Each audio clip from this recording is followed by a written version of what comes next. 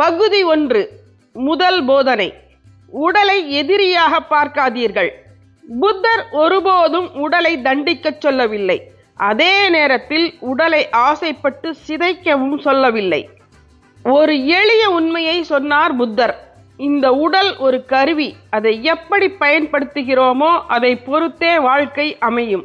இன்றைக்கு நிறைய பேர் நினைக்கிறார்கள், வயசு ஆகுது என்றால் சோர்வு வரணும், நோய் வரணும், உடம்பு ஒத்துழைக்காது. ஆனால் உண்மை அது இல்லை. உடல் சோர்வடைகிறதுக்கு இந்த வயசு காரணம் இல்லை. கவனமில்லாத பழக்கங்கள் தான் காரணம். புத்தர் சொன்ன முதல் போதனை என்ன தெரியுமா? உடலை எதிரியாக நினைக்காதீர்கள். அதை அன்போடு கவனியுங்கள். அதிகமாக சாப்பிடாதீர்கள், மிக குறைவாகவும் சாப்பிடாதீர்கள். உடலுக்கு தேவையானதை மட்டும் கொடுங்கள். சோர்வாக இருக்கும் பொழுது இன்னும் வேலை செய்ய வேண்டும் அப்படின்னு உடலை ரொம்ப கஷ்டப்படுத்தாதீர்கள்.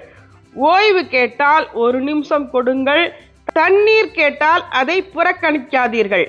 இந்த ஒரு பழக்கம் வந்தாலே உடம்பு உங்களை ஏமாத்தாது. நீங்கள் உடலை கவனிச்சா உடல் உங்களை பாதுகாக்கும். புத்தர் காலத்துல மருந்து இல்லை, ஜிம் இல்லை, சப்ளிமெண்ட்ஸ் கிடையாது. ஆனா உடலை உணர்ந்து வாழ்ந்தாங்க.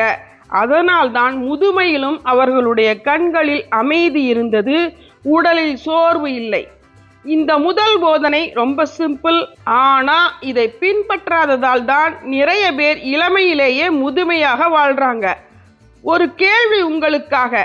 இன்றைக்கு நீங்கள் உடலை அன்போடு கவனிக்கிறீர்களா அல்லது அதை கட்டாயப்படுத்தி ஓட்டுகிறீர்களா? இதை கொஞ்சம் யோசியுங்கள்.